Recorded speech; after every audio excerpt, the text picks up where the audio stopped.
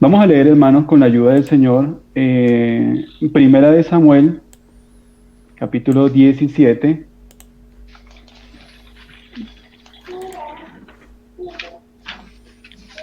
Primera de Samuel, capítulo 17 y el versículo 10 dice: Y añadió el filisteo: Hoy yo he desafiado al campamento de Israel. Dadme un hombre que pelee conmigo. Y el versículo 16 del mismo capítulo dice: Venía pues aquel filisteo por la mañana y por la tarde, y así lo hizo durante 40 días. Vamos a dejarlo por ahí por el momento, y más adelante vamos a citar unas escrituras relacionadas con este caso tan particular de aquel gigante que desafió al pueblo de Israel. Eh, Hace días estaba revisando un poco sobre lo que ha sido esta cuarentena, este tiempo que el Señor nos ha permitido vivir de alguna manera para algunos y de diferentes maneras para otros. Pero pensaba precisamente en lo que este gigante hizo durante 40 días al pueblo de Israel. Y precisamente fue un desafío de mañana y de noche, mañana y tarde, durante 40 días para el pueblo de Israel, y un desafío yo creo que también personal para cada uno de aquellos soldados que estaba parado en ese campo de batalla y miraba día a día, durante 40 días, cómo aquel gigante se atrevía a desafiar al pueblo de Israel, como más adelante David lo dijo. Pero yo quisiera anotar al menos cinco cosas, circunstancias o aspectos que al menos un creyente tiene que superar para vencer un desafío que tal vez el mundo o las circunstancias nos ponen. Bien, llámese pandemia, llámese trabajo, tal vez desempleo, tal vez un fracaso moral en la vida, o tal vez un desánimo como creyente. Y David directa e indirectamente tuvo que superar antes de enfrentar a aquel gigante Goliat circunstancias que lo llevaron precisamente a hacer lo que hizo frente a aquel gran desafío. Y vamos a leer la primera circunstancia que David tuvo que superar, en este caso indirectamente. Primera de Samuel, capítulo 15 y el versículo 34.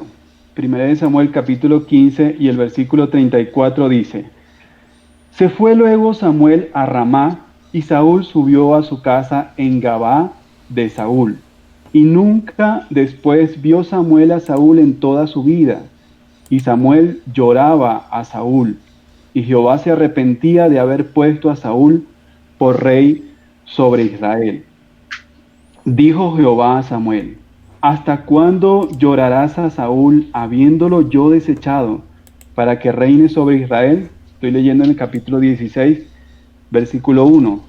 Dice: Llena tu cuerno de aceite y ven, te enviaré a Isaí de Belén, porque de sus hijos me he provisto de rey. El primer desafío o la primera circunstancia que tuvo que superar David, en este caso de manera indirecta, para poder vencer aquel gran desafío que más adelante vamos a leer, fue un fracaso moral en la vida de un rey.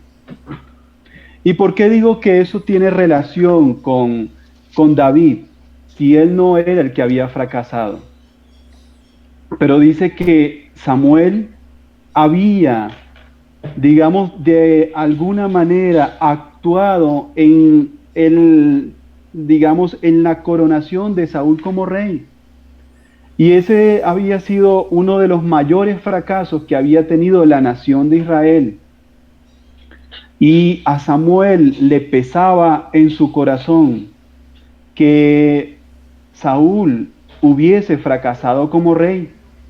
Y Samuel se había encerrado en una angustia y en una nostalgia tan grande que él había perdido de vista el propósito que Dios tenía precisamente en él para iniciar una nueva restauración en el reino de Israel. Samuel se había encerrado en un llanto y en un sufrimiento que ya no valía la pena. Hermanos, ¿y cuántas veces en nuestra vida hay desafíos tan grandes que no podemos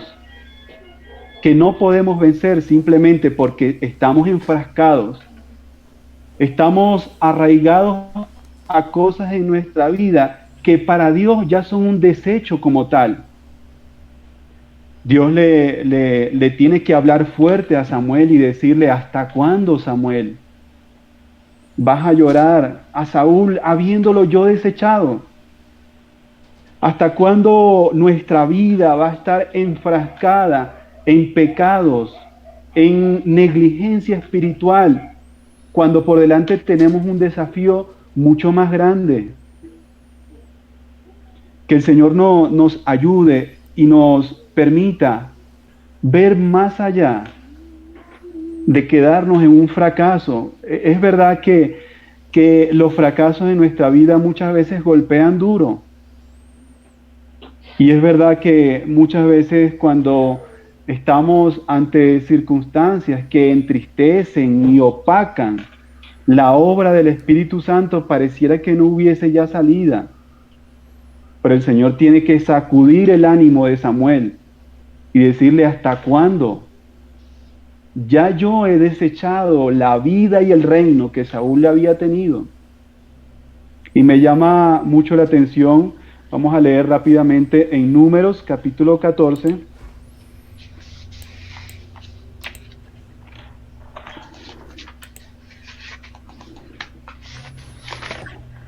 Números capítulo 14 y el versículo 11 dice: Y Jehová dijo a Moisés: ¿hasta cuándo me ha de irritar este pueblo? ¿Hasta cuándo no me creerán con todas las señales que he hecho en medio de ellos? Y el Señor en esta mañana también, que a través de su palabra sacuda nuestra vida de cosas que ya no deben estar en nuestra vida.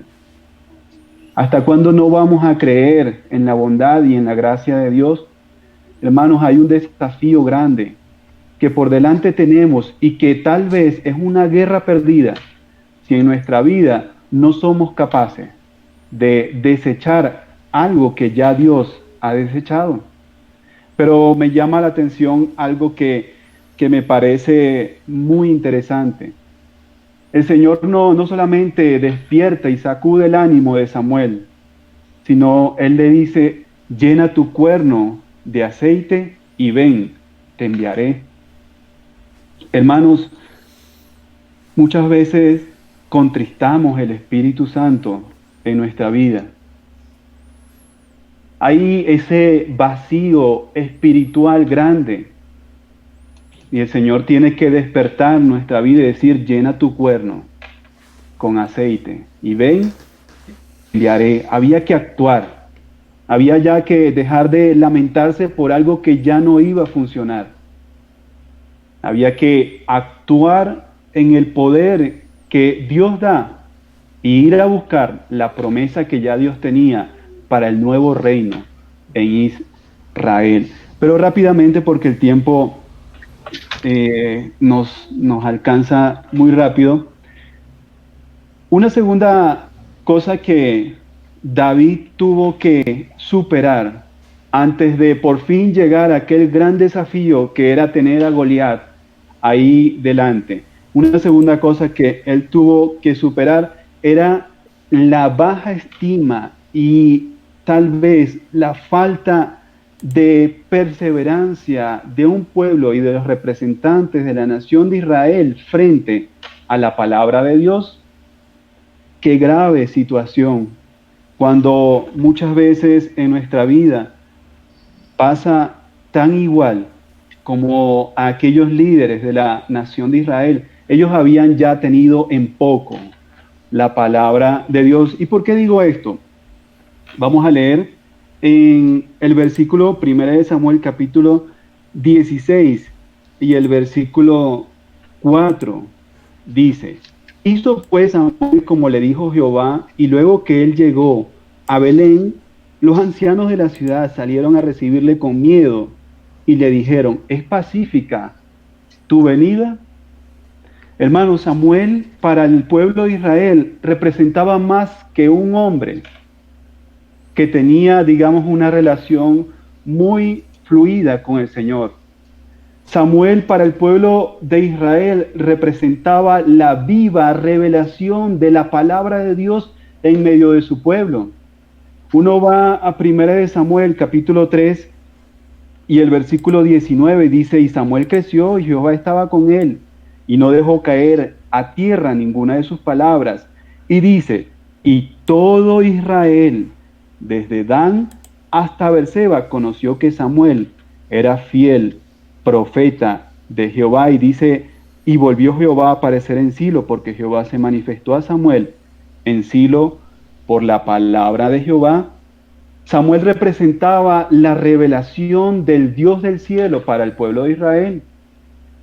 Y aquellos ancianos, viendo y mostrando su condición tan, digamos, deprimida espiritualmente, dijeron: es pacífica tu venida. Con temor vieron a Samuel. ¿Qué será que nos viene a decir? ¿Qué será que trae Dios a través de Samuel para nosotros? Hermanos, yo creo que vivimos en tiempos cuando la palabra del Señor ha caído a un segundo plano, y lo digo hablando de manera muy personal. ¿Cuántas veces tomamos muy en poco lo que es Dios y su palabra? Y definitivamente, si nosotros queremos superar un desafío tan grande como lo era tener a Goliat allá al frente, tenemos que tener en cuenta la palabra del Señor. Sin su palabra no vamos a poder. Sin su palabra no vamos a poder enfrentar aquel gigante que viene día y noche, tarde y mañana, a desafiar cada día la vida del creyente. Debe ser su palabra la que nos llene de fortaleza, y que precisamente fue un arma letal que utilizó David para vencer a aquel gigante. Pero quiero hacer un pequeño paréntesis aquí. En Jeremías capítulo 15, vamos a ir un momento a Jeremías capítulo 15.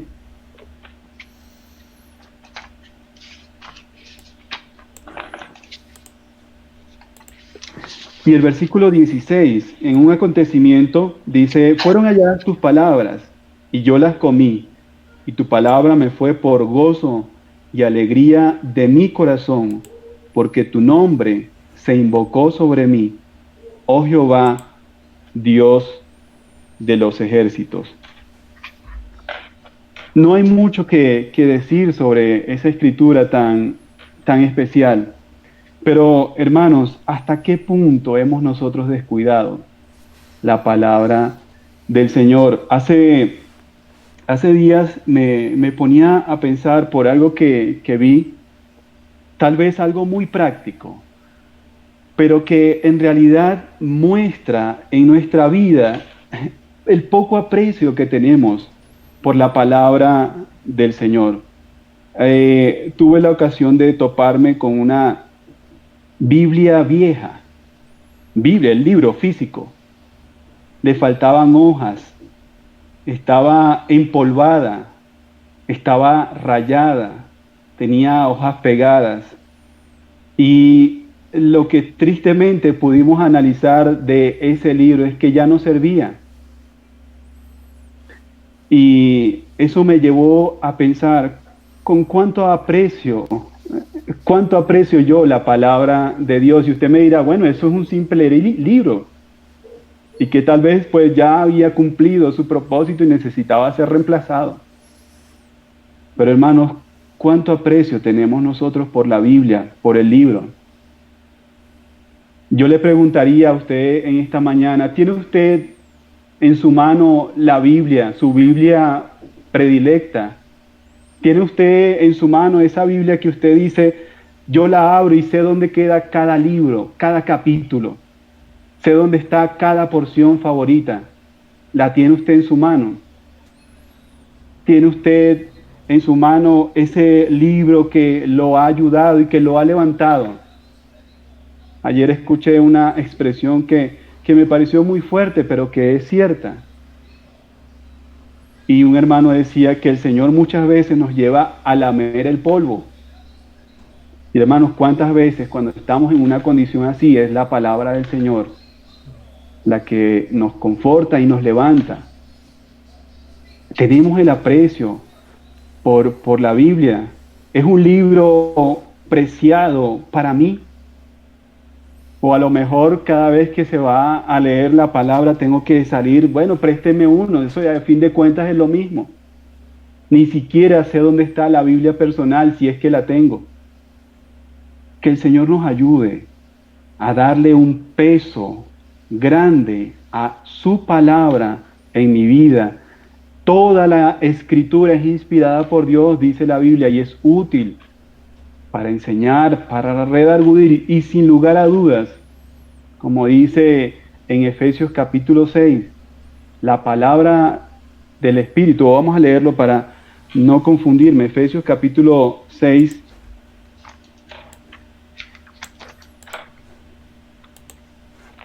dice,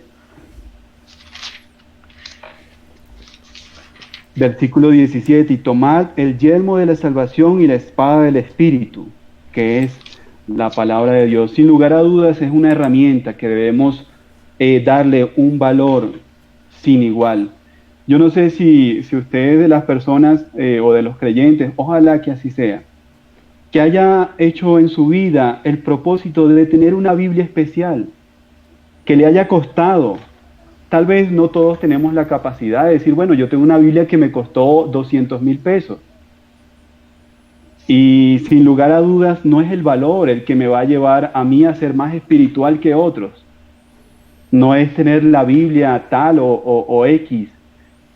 Pero, hermanos, cuando hay un esfuerzo por incluso en cosas tan sencillas y prácticas, como cuidar nuestro libro, que sea nuestro libro favorito, la palabra de Dios, sin lugar a dudas, vamos a tener la capacidad para poder enfrentar al gigante y decirle, ¿quién eres tú? Para que vengas aquí a desafiar a los escuadrones de Israel. Pero vamos a seguir porque ya me quedan 8 minutos. Y David tuvo que indirectamente desafiar la mirada terrenal él tuvo que sobreponerse a una mirada terrenal.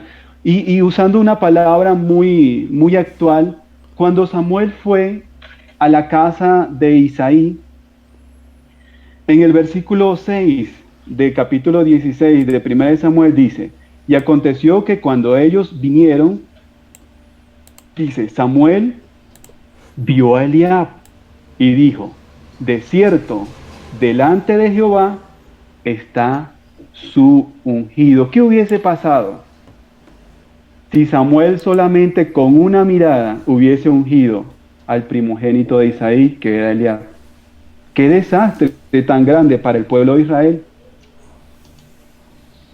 Dios le dice a Samuel, no, Samuel, así no es. Porque, ¿sabes qué, Samuel? No mires su parecer ni lo grande de su estatura, porque yo lo desecho. Porque Jehová no mira lo que mira el hombre, pues el hombre mira lo que está delante de sus ojos, pero Jehová mira el corazón. No voy a entrar en mucho detalle aquí. Hace algunos días hablábamos sobre miradas puntuales, miradas que van más allá de lo que tenemos delante de nuestros ojos, que van más allá, decíamos, de lo que es evidente. Que el Señor nos ayude, hermanos, a tener una vista amplia, nítida, de lo que es la voluntad de Dios. Si no tenemos eso en nuestra vida, difícilmente vamos a ganarle la batalla a un Goliat. Si escogemos armas y herramientas terrenales, difícilmente vamos a ser nosotros digamos, un retador digno para un enemigo tan grande como lo es Goliat. Hermanos, que el Señor nos dé una vista clara. Me lleva a pensar en Juan capítulo 14. Ese día no lo mencionamos. Juan capítulo 14, el Señor hablando con sus discípulos, le dice Felipe en el versículo 8, le dice, Felipe le dijo, Señor, muéstranos el Padre y nos basta. Felipe decía, solamente yo veo al Padre y con eso ya estoy. Y Felipe no estaba ni en la más mínima, digamos, visión espiritual. Él no sabía que con esa expresión, con lo que él decía en ese momento, estaba evidenciando que tenía una deficiencia óptica grande en su vida. El Señor tuvo que decirle, Jesús le dijo, tanto tiempo hace que estoy con vosotros y no me has conocido, Felipe. ¿Cuánto tiempo tiene usted como creyente? ¿Cuánto tiempo tengo yo como creyente y todavía somos incapaces de conocer al Señor? Tanto tiempo, le dice el Señor, y no me has conocido. Que el Señor nos ayude a no mirar lo que mira el hombre, sino ir más allá, a lo que mira el Señor, tener la capacidad dada por Dios de tener una visión amplia. Siempre, hermanos, puesto los ojos en Jesús. Pero una cosa interesante, y yo creo que con esto concluimos, yo lo invitaría a usted, mi querido hermano, que siga sacando aplicaciones de qué tuvo que superar y qué tuvo que adquirir David antes de poder enfrentar al Goliat, porque como dice la Biblia, uno cuando va a enfrentar una guerra, uno saca cuentas. Uno debe ver si tiene la capacidad para poder enfrentar ese desafío. Pero hermanos, como creyente, tal vez el desafío es diario. Tenemos que día a día ponernos y sentarnos y ver que tenemos que tener cosas en nuestra vida que nos lleven a poder enfrentar. Porque si no va a ser definitivamente una guerra perdida. Para Saúl y el pueblo de Israel era una guerra perdida. Ellos no podían vencer. Saúl ya había sido desechado por Dios. Y el pueblo de Israel seguía a un rey que lamentablemente había sido un fracaso. Pero que el Señor nos ayude a llenarnos de estas cosas, armarnos con esa armadura espiritual para poder enfrentar al gigante Goliat. Pero en estos 3 minutos que me quedan, David de alguna manera tuvo que cambiar su apariencia para poder enfrentar a Goliat. Si él no cambiaba su apariencia, tampoco lo podía hacer. Y vamos a leer en